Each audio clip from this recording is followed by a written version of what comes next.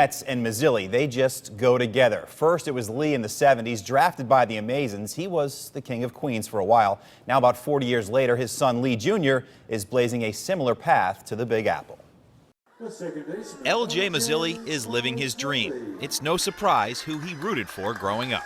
I grew up a fan of the Mets, and then when my dad started working for the Yankees as a coach, I became a Yankee fan. The younger Mazzilli spent the past weekend back where he used to go to work with his dad when he worked with the Yankees, at Dodge Stadium in Norwich. Good memories tagged along. I know I was a little boy when he was coaching the Norwich Navigators, the Yankees AA team, and I remember bat boying here and shagging fly balls in the outfield and, just run around in the locker room. Mazzilli's numbers in a three-game series certainly hinted he felt comfortable back in Norwich.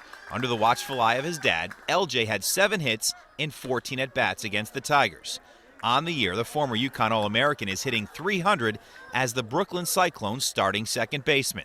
He's not in college anymore. You're not going to run into your average players. I think everyone got here because they're above average. Pro ball is demanding, the schedule intense, but Mazzilli feels lucky to be playing in Brooklyn.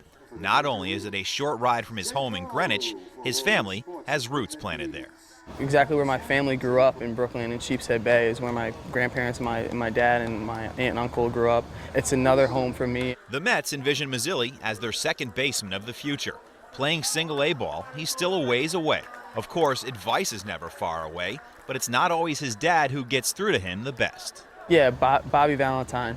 A lot of people don't like to listen to their dads, so my dad would send me to him and get the same exact advice I would get from my dad, but it'd sound better.